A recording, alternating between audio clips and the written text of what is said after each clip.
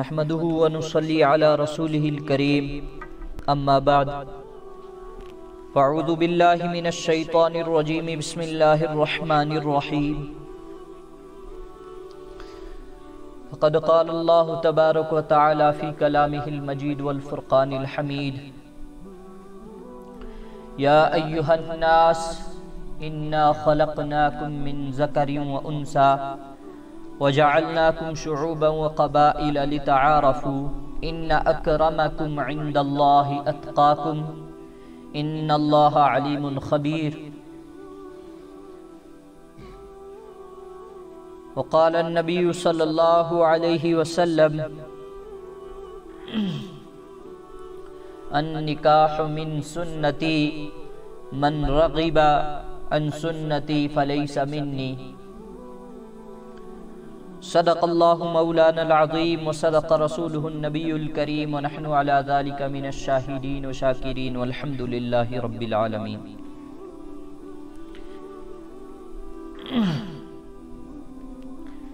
محترم مکرم سامعین کرام، السلام علیکم ورحمۃ اللہ وبرکاتہ. اللہ تعالیٰ کا کرم احسان ہوا کہ اللہ تعالیٰ نے ہمیں ایمان والے گھروں میں ایمان کے ساتھ پیدا کیا،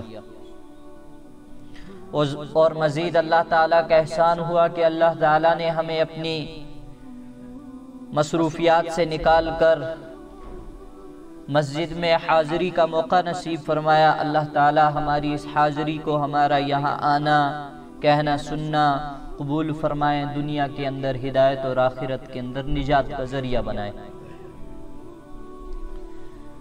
سامعین، دنیا میں کم و بیش جن مذاہب کی تعداد موجود ہے، جن کی اعداد و شمار لگائی گئی ہے، وہ مذاہب دنیا میں کم و بیش 4000 ہیں یا اس سے بھی زائد ہیں. اور سب سے زیادہ جس مذہب کو ماننے والے لوگ دنیا میں ہیں وہ عیسائی ہیں. دوسرے نمبر پر مسلمان، پھر اس کے بعد دیگر مذاہب والے. تو اللہ تعالیٰ نے ہمیں شرف بخشا کہ ہمیں مسلمان گھروں میں اسلام کے ساتھ پیدا کیا، کیونکہ صرف مسلمان گھروں میں پیدا ہو جانا شرف کی بات نہیں ہے، کیونکہ اللہ تعالیٰ نے ماضی میں ایسی بہت ساری مثالیں پیدا کی ہیں کہ نبیوں کے گھر میں کس کو پیدا کر دیا؟ نافرمان کو پیدا کر دیا. نافرمان بت ساز کے گھر میں نبی کو پیدا کر دیا. تو اس سے معلوم چلا کہ مسلمان گھر میں پیدا ہونا صرف شرف کی بات نہیں ہے، بلکہ اسلام والے گھر میں اسلام کے ساتھ، ایمان کے ساتھ پیدا ہونا یہ شرف کی بات ہے. تو اللہ تعالیٰ نے ہمیں شرف بخشا کہ ایسا دین فطرت عطا کیا جو فطری دین ہے، جو فطری مذہب ہے، جو بالکل فطرت کے مطابق ہے، جو بالکل نیچر کے مطابق ہے، جو بالکل انسان کی عادات و اطوار کے مطابق ہے. ایسا دین ہمیں عطا کیا. ہمیں اسلام عطا کیا، جو اسلام سراسر جو ہے پوری دنیا میں ایک ہدایت والا راستہ دکھاتا ہے، صحیح راستہ دکھاتا ہے، صحیح رہنمائی کرتا ہے.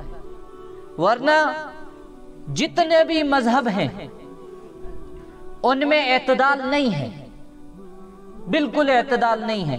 کسی کے لیے ان مذہب کو ماننا بہت آسان ہے اور کسی کے لیے ان مذاہب کو ماننا بہت مشکل ہے. تو اسلام واحد ایک ایسا مذہب ہے جو چھوٹے پیدا ہونے والے بچے سے لے کر عمر دراز آدمی تک کے لیے معتدل مذہب ہے. ہر قسم کی چھوٹ دیتا ہے عذر کے ساتھ. کیا؟ ہر قسم کی چھوٹ دیتا ہے عذر کے ساتھ، اور بغیر عذر والے کو بالکل بخشتا نہیں. بالکل عین فطرت کے مطابق یہ مذہب ہے.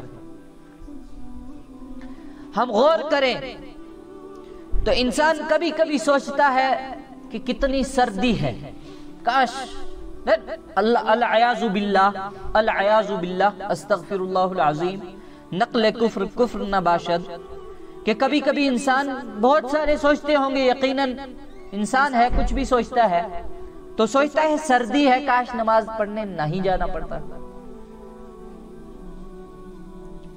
پھر گرمی ہے تو فرمایا کہ سوچتا ہے کہ کاش نہ جانا پڑتا مسجد میں، گھر ہی میں پڑھ لیتے تو کتنی آسانی ہوتی. تو وہیں اللہ تعالیٰ اس کا بھی حل نکال دیتے ہیں. کیا حل فرمایا؟ کہ سب سے پانچوں نمازیں برابر ہیں، ثواب کے اعتبار سے پانچوں نمازیں برابر ہیں، مگر افضل نمازیں کون سی ہیں؟ وہی نمازیں ہیں جن میں انسان کو مشکل ہوتی ہے. جن میں انسان کو مشکل ہوتی ہے ان نمازوں میں زیادہ ثواب رکھ دیا، بہت زیادہ ثواب دے دیا کہ خالی ہاتھ کسی کو جانے نہیں دیا جائے گا. انسان، ہم سوچتے ہیں کہ وضو کرنا کتنا مشکل ہوتا ہے، وضو کرنا کتنا مشکل ہوتا ہے، کاش وضو نہ کرنا پڑتا، ایسے ہی نماز پڑھ لی جاتی. تو اگر ہم دوسری طرف فطرت کو دیکھیں تو فطرت یہ کہتی ہے کہ انسان پاک صاف کتنا اچھا لگتا ہے. جب کوئی انسان صاف ہوتا ہے، پاکیزگی کی حالت میں ہوتا ہے، خوشبو اس کی عطر جو ہے، عطر کی خوشبو آ رہی ہوتی ہے، کسی سے پسینے کی بدبو نہیں آ رہی ہوتی ہے، تو فطرت انسانی یہ کہتی ہے کہ یہ آدمی بہت اچھا ہے. تو اسلام نے وہی بتا دیا کہ تم کو بہت اچھا ہونے کے لیے پاکی چاہیے، تو ہم نے ہر نماز کے ساتھ وضو رکھ دیا کہ آپ کیا کریں؟ ہاں، پاک ہو جائیں، صاف ہو جائیں، شفاف ہو جائیں، کسی کو آپ کے اوپر طنز کرنے کی گنجائش ہی نہیں رہے گی. کیا کہ کتنا ایک بیلنس دین ہمیں دیا کہ انسان کے لیے مسلمانوں میں سب سے صریح جو حرام چیز ہے وہ کیا ہے؟ وہ ہے شراب، وہ ہے خنزیر کا گوشت. سب سے صریح یہ دو چیزیں ہیں. تو ایسا نہیں کہ جو کھائے گا، یہ جو ان کو استعمال کرے گا فوراً کافر، مرتے ساتھ جہنم. تو اس میں بھی اسلام نے اتنی چھوٹ دے دی، اتنی چھوٹ دے دی کہ سب سے زیادہ صریح حرام یہ دو چیزیں ہیں.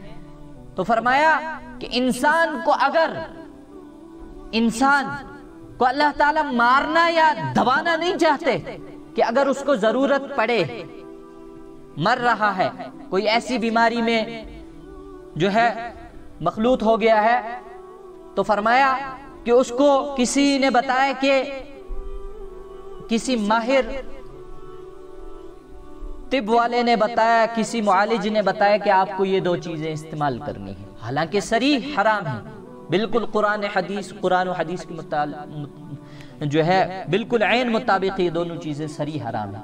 تو کسی ماہر طبیب نے بتایا کہ آپ کی یہ جو بیماری ہے یہ انہی دو چیزوں سے ختم ہو سکتی ہے.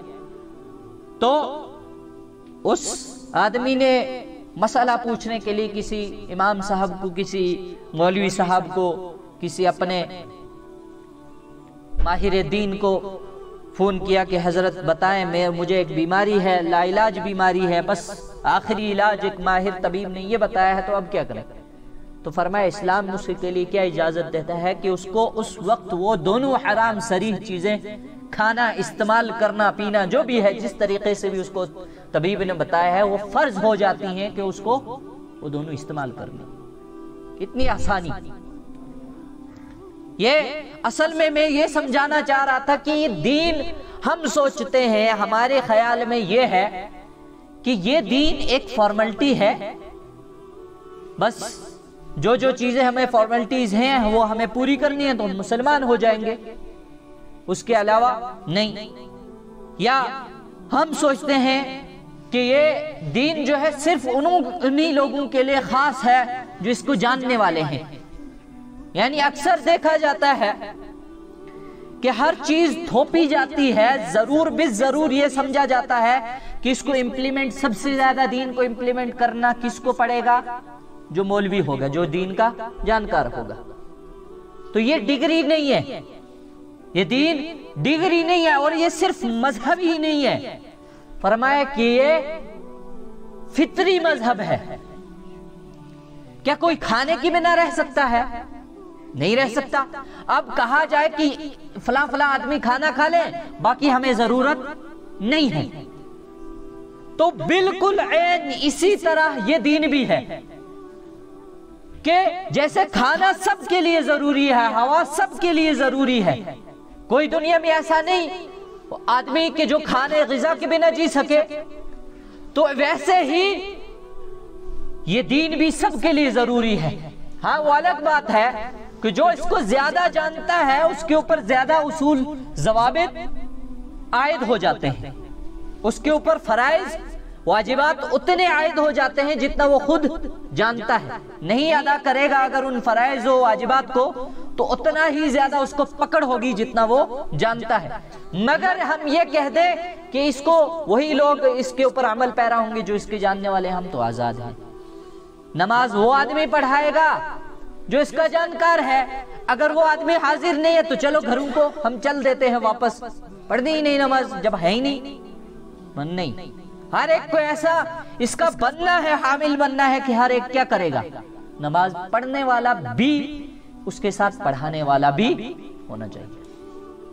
ہاں تو یہ ضابطہ حیات ہے، اور اسی ضابطہ حیات میں ایک چیز جو عین ضابطہ حیات ہے وہ کیا ہے؟ نکاح. اللہ تعالیٰ قرآن مقدس میں فرماتے ہیں یا ایھا الناس انا خلقناکم، اے لوگو ہم نے تمہیں پیدا کیا، من ذکر و انثی، کس سے؟ ایک مرد اور ایک عورت سے. وجعلناکم شعوبا و قبائل، اور تم کو اتارا مختلف خاندانوں میں، مختلف قبیلوں میں، کس کے لیے؟ لتعارفوا، تعارف کے لیے، جان پہچان کے لیے، واضح وضاحت کے لیے.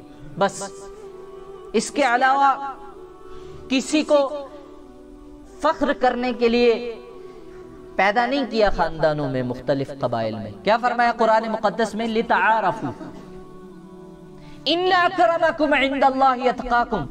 یہ سب چیزیں تو فرع ہے، اصل کیا ہے؟ ان اکرمکم عند اللہ، سب سے بے شک سب سے زیادہ اکرام والا، عزت والا، عند اللہ، اللہ کے نزدیک کون ہے؟ اتقاکم، جو تم میں سب سے زیادہ متقی ہو. جو تم میں سب سے زیادہ متقی ہو وہی تم میں سب سے زیادہ اللہ تعالیٰ کا پسندیدہ ہے. حسب و نسب چلتا نہیں، حسب و نسب نہیں چلتا ہے. تو اسی طریقے سے ان اللہ علیم خبیر، کہ اللہ تعالیٰ، بے شک اللہ تعالیٰ بہت زیادہ جاننے والے اور خبر رکھتے ہیں. کہ اللہ تعالیٰ نے انسان کو پیدا کیا مرد اور عورت سے، اور یہ پورا نظام ہی چلا دیا کہ ایک مرد اور ایک عورت جب مسنون طریقے سے، شرعی طریقے سے آپس میں کیا ہو جائیں گے؟ رشتے میں بندھ جائیں گے. پھر اس کے بعد کیا ہوگا کہ اس کے ذریعے سے ان کی نسلیں چلیں گی آگے.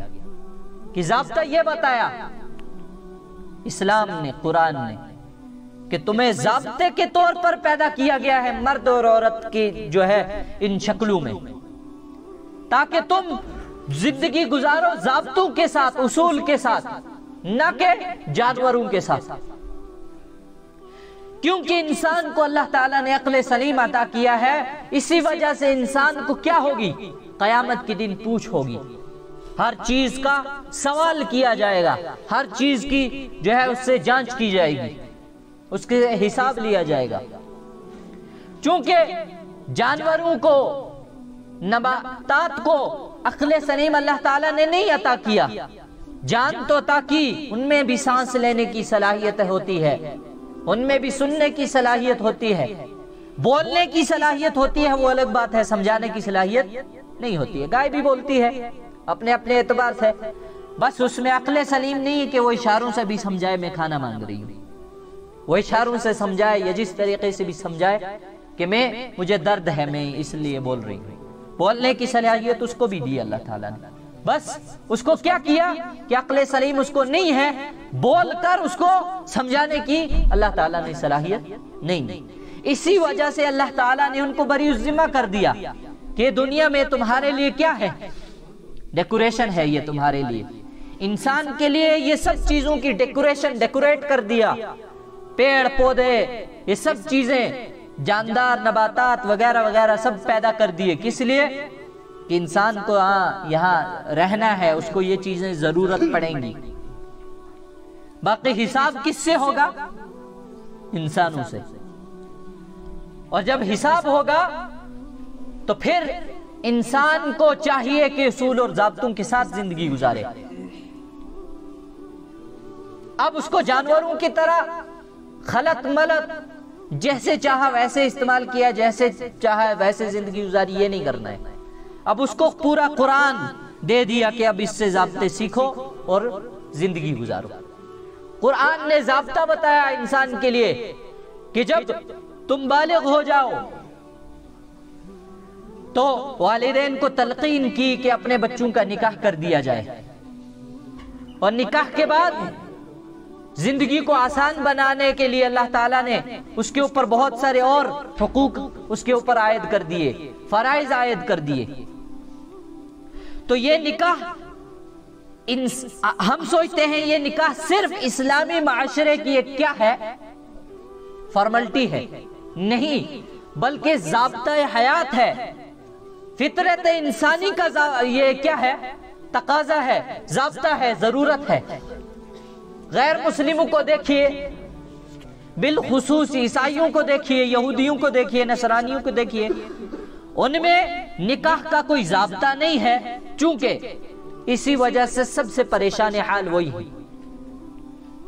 ان کی عورتوں کو دیکھیں کہ ایک عورت نے مسلمانوں کی عورتوں کے متعلق بیان دیا کہ میں نے بہت زیادہ زندگی تجربہ کرنے کے بعد ایک چیز حاصل کی کہ مسلمانوں کی عورتیں جو ہیں وہ بہت زیادہ کیا ہوتی ہیں، شادی سے پہلے وہ بالکل پاکیزگی کی حالت میں ہوتی ہیں، اور پھر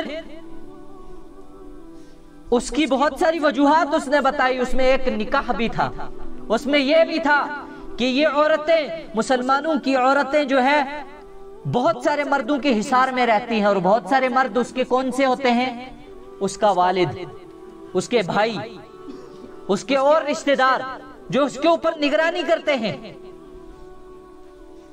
اور پھر اس نے موازنہ کیا اپنی غیر مسلم عورتوں سے کہ ہماری عورتیں کہ اگر فیصد کے اعتبار سے دیکھا جائے تو 90% ہماری بچیاں یا ہماری عورتیں نکاح سے پہلے ہی وہ پاکیزگی کی حالت میں نہیں ہوتی، بہت ساری کو نکاح سے 90% عورتوں کے نکاح سے پہلے کیا بچے پیدا ہو جاتے ہیں۔ اس کی وجہ اس نے یہی بتائی کہ ان کے ضابطے نہیں ہیں، کوئی ضابطہ نہیں ہے، کوئی اصول نہیں ہے۔ تو اسلام نے ہمیں پورا ضابطہ بتایا، ضابطہ سکھایا کہ تمہیں زندگی گزارنے کے لیے ایک نکاح بھی تمہارے زندگی کا ایک کیا ہے، ضابطہ ہے۔ اب اس نکاح کو بھی اصول اور ضابطوں کے ساتھ کس طریقے سے کیا جائے وہ بھی اسلام نے ہمیں بتایا۔ اسلام نے بہت آسانی کے ساتھ سمجھایا کہ نکاح سب سے پہلے کیا ہے، فرض بھی ہوتا ہے، نکاح بذات خود فرض بھی ہوتا ہے، اور کب ہوتا ہے، جب انسان کے اندر سب صلاحیتیں ہوں۔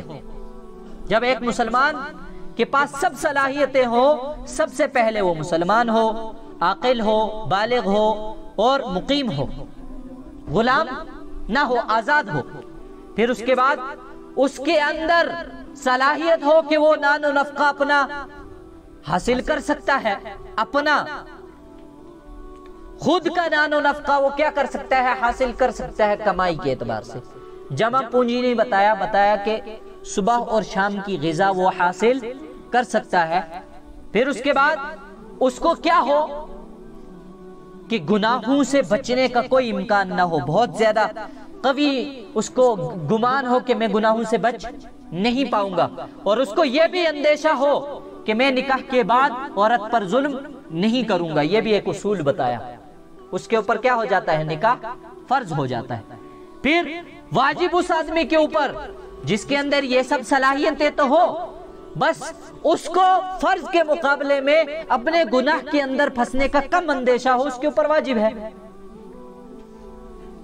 پھر سنت موقدہ عام حالت میں جو نکاح ہوتے ہیں، نان و نفقہ کی بھی استطاعت ہے، صحت و تندرستی کے اعتبار سے بھی، جسمانی اعتبار سے بھی، ذہنی اعتبار سے بھی عاقل بالغ مسلمان ہے، اس کے اوپر سنت کیا ہو جاتا ہے؟ مسنون ہو جاتا ہے اس کے لیے نکاح کرنا سنت موقدہ۔ پھر بعضوں کے لیے نکاح کیا ہو جاتا ہے؟ مکروہ۔ کس کے لیے؟ کہ جس کے اندر سب سے پہلے اس کی صلاحیتیں نہ ہوں۔ صلاحیتیں سے مراد عاقل ہو، بالغ نہ ہو، عاقل بالغ ہو، مسلمان نہ ہو، یعنی کہ مسلمانوں کا مسلمانوں سے نکاح کی بات کر رہا ہوں۔ پھر اس کے بعد چلو عاقل بھی ہے، بالغ بھی ہے، مسلمان بھی ہے، نان و نفقہ کی بھی کوئی حالت ہی نہیں کہ کما پائے گا، کھلا پائے گا، چلو اگر یہ بھی ہے تو پھر اندیشہ ہے کہ بیوی کو خوش نہیں رکھے گا، یعنی کہ اس کے اوپر ظلم کرے گا۔ فرمایا اس کے اوپر مکروہ ہے۔ پہلے اس کو کیا کرنے کی ضرورت ہے؟ اپنے حامل بننے کی ضرورت ہے ان چیزوں میں۔ پھر کبھی کبھی نکاح حرام ہو جاتا ہے کہ بالکل اس کے اندر کوئی صلاحیتیں نہیں، بس والدین یا خود معاشرے کی باتوں سے بچنے کے لیے نکاح کر رہا ہے، باقی صلاحیتیں نہیں ہیں، نہ کمانے کے کوئی ذرائع ہے، نہ دماغی توازن صحیح ہے، بچے بعد میں بیوی بچوں کے ساتھ ظلم بھی کر سکتا ہے۔ فرمایا ایسے آدمی کے اوپر نکاح حرام ہو جاتا ہے۔ پھر نکاح کو کتنا آسان فرمایا